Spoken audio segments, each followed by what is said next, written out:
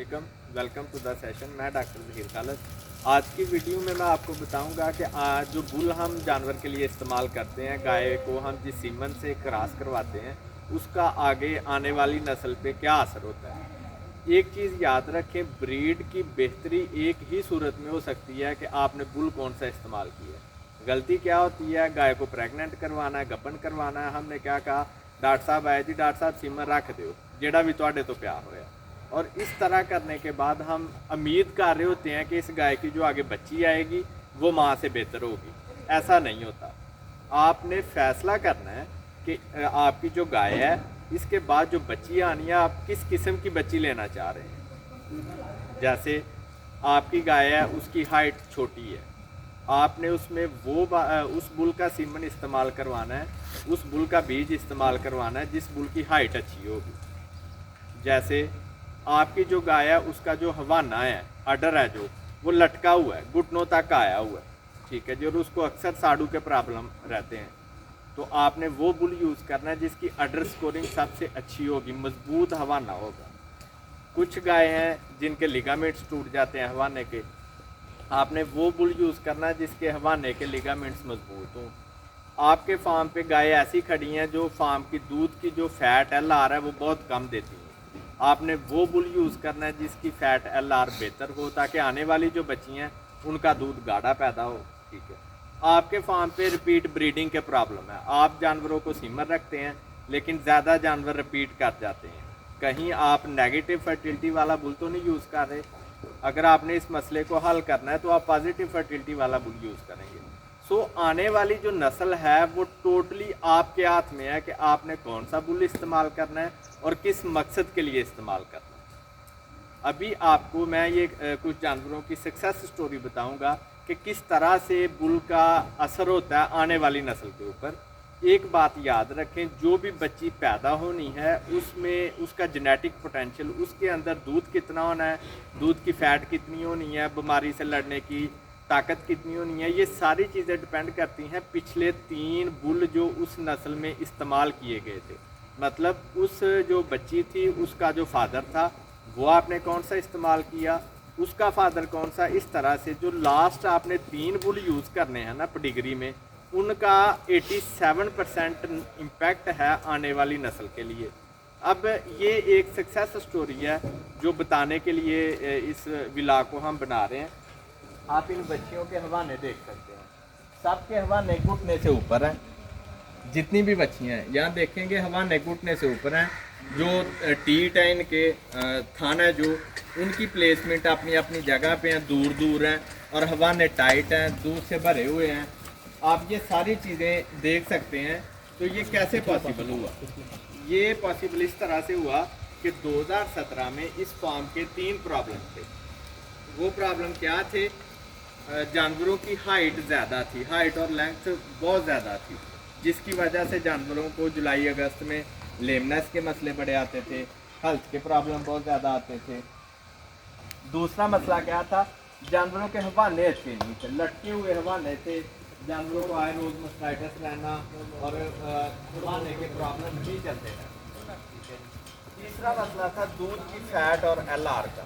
Farm की जो fat थी वो बहुत कम थी, 13 TS जो है ना वो पूरे नहीं थे होते। 13 TS होता है कि दूध में 87% जो है वो पानी है और 13% उसमें जो है वो सॉलिड्स है। माशाल्लाह से आप इनके हवाने देखें तो 13% सॉलिड है। तो ये जो जानवर थे इस फार्म के, ये आपने 13 TS भी पूरे नहीं थे करते, दूध माइनस होता था।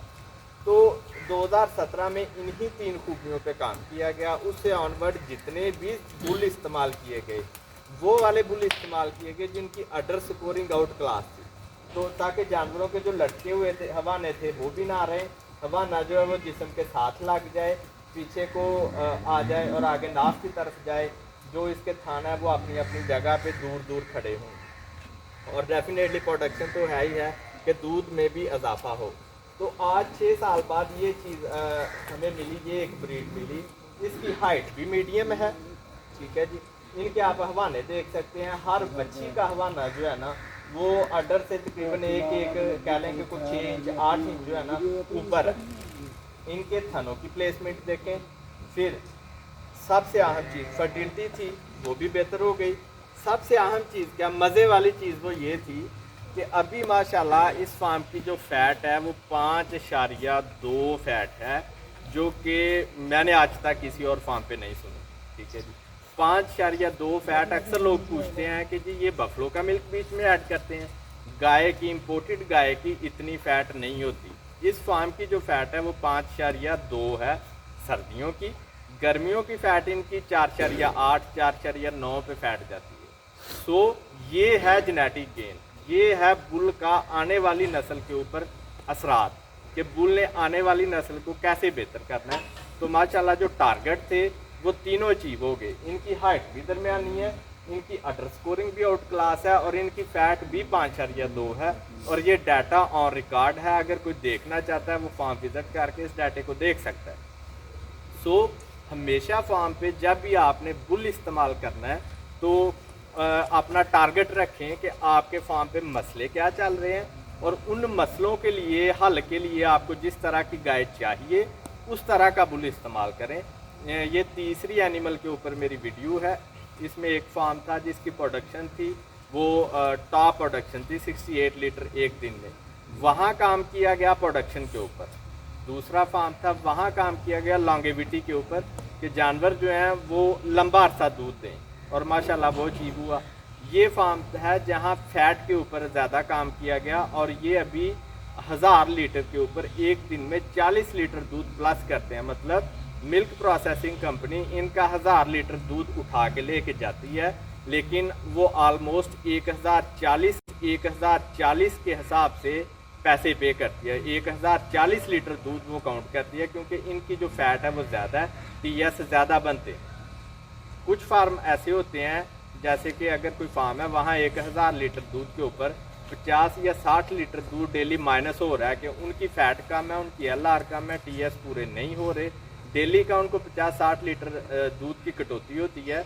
तो उनके लिए ये मशवरा है कि वो हाई फैट और एलआर वाला बुल जो है ना, वो बुल जिनकी फ़ैट और प्रोटीन की वैल्यूज़ हाई हैं वो यूज़ करें। और तीसरी नस्ल जब आएगी तो उनकी फ़ैट बेहतर हो जाएगी, वो भी इस तरह डेली का 1000 लीटर के ऊपर 40-50 लीटर प्लस करेंगे और इससे फ़ायदे मिलेंगे। तो ये है बुल की सिलेक्शन। हमेशा बुल की सिलेक्शन जो है वो आपके डेयरी फार्म के लिए नुकसानदेह भी हो सकती है और फ़ायदेमंद भी हो सकती है। आंखें बंद करके बुल सिलेक्ट ना करें, बल्कि अच्छे तरीके से बुल को स्टडी करें कि कौन सा बुल है और किस मकसद के लिए मेरे फार्म पे क्या प्रॉब्लम है, मैं किस मकसद के लिए ये बुल यूज़ करूँगा। तो इस तरह से अगर आप चलते हैं तो आपका बिज़नेस सक्सेसफुल भी रहेगा और लंबा अरसा भी चलेगा। इसके साथ मुझे इजाज़त।